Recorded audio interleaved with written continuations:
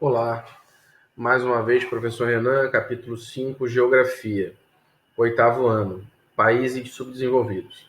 Bem, esse conceito, ele surge da necessidade de avaliar a condição, né, de qualidade de vida versus economia dos países, né? E os países, eles vão meio que seguir uma regra, né? Então, nós temos, em primeiro espectro, países desenvolvidos, que são países ricos, países com a sua política, o seu governo bem organizado e países que têm um bom índice de desenvolvimento humano, leia-se por índice de desenvolvimento humano, escolaridade média elevada, PIB per capita, né? Produto Interno Bruto dividido por habitante elevado, e expectativa de vida também elevada. Isso vai de 0 a 1, o mais próximo de 1 é o mais elevado, né? E aí você tem os países subdesenvolvidos, né? Esses conceitos de subdesenvolvimento, eles vão ser cunhados após a Segunda Guerra Mundial, em que o país, meio que o mundo se entende no completo, no total, né? E isso vai se articular na prerrogativa de alguns países terem a constatação de que algumas economias estão muito à frente de outras, são muito superiores a outras, né? Vamos lá.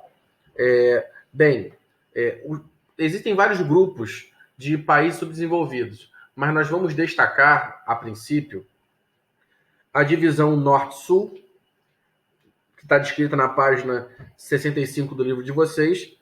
Essa divisão não é uma divisão geográfica, né? É uma divisão em que os países do norte, né, pegando ali os Estados Unidos, toda a Europa, a Rússia, descendo, pegando o Japão e a Austrália, seriam os países ricos, e todos os países ao sul dessa faixa seriam pobres, né?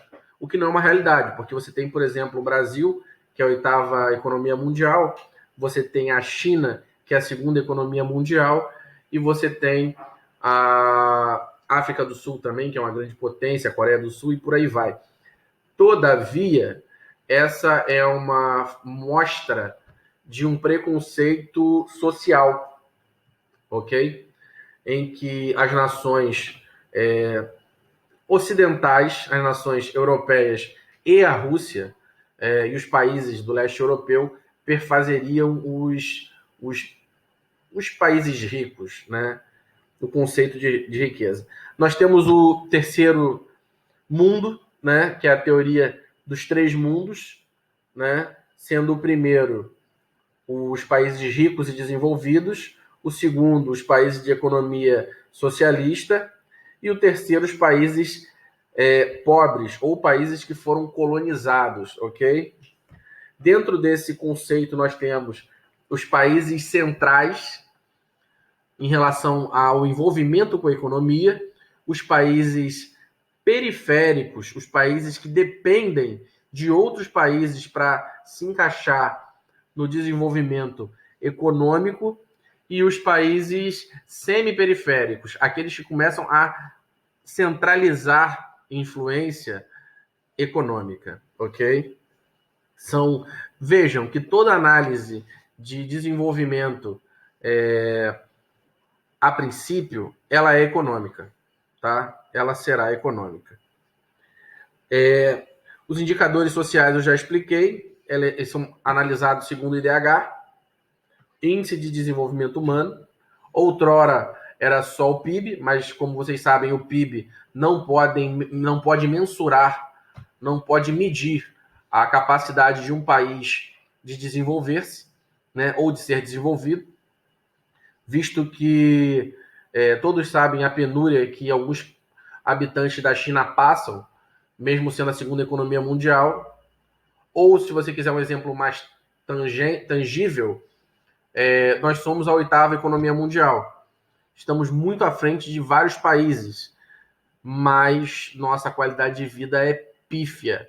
ela é ridícula em relação a outros países que estão em 20º, 30º, 40º lugar em relação ao PIB, porém tem uma estrutura governamental muito superior e índices de qualidade de vida superior ao nosso.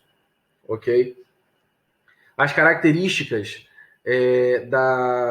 do subdesenvolvimento: desigualdades sociais, concentração de renda, poucos com muito e muitos com pouco, dívida externa, né, um padrão de endividamento a outras nações ou a outros países, e essa dívida ela corre juros, e os juros é um dos fatores assim mais destrutivos para o desenvolvimento da população. A dívida externa, especificamente, ela no sentido de imposição do capital estrangeiro ao seu capital, né? Balança comercial desfavorável é aquela construção que nós fazemos em que os produtos que são vendidos, né? Vamos dizer, o Brasil é uma potência mundial em produtos agrícolas. Só que nós precisamos muito de produtos industrializados e não temos uma indústria nacional que supra essa necessidade. Então nós compramos esses produtos de fora. Logo, a nossa compra é superior à nossa produção. Então, nós crescemos pouco por causa disso. Vou repetir o conceito. A balança comercial ela é o resultado daquilo que você vende, subtraído por aquilo que você compra. Professor, como é que funciona esse negócio se você comprar mais do que você vende? Você tem riqueza acumulada, né? E essa produção de riqueza acumulada, ela faz com que você possa comprar mais. Por exemplo, computadores são infinitamente mais caros do que produtos de gênero de agricultura, né? Maçã, banana, uva, né? Não se compara em relação a um notebook, a um automóvel, né? A um smartphone, né? Então, o produto industrializado sempre será muito mais lucrativo e caro do que um produto primário, um produto de recurso natural, de matéria-prima, né? Bem, o baixo índice de desenvolvimento humano, que são aqueles reflexos que a gente já comentou, são as características gerais. Senhores, é uma aula tranquila, não precisa de muito para entender, é só pensar um pouquinho, né? Leiam o livro, façam os exercícios. Beijo para vocês.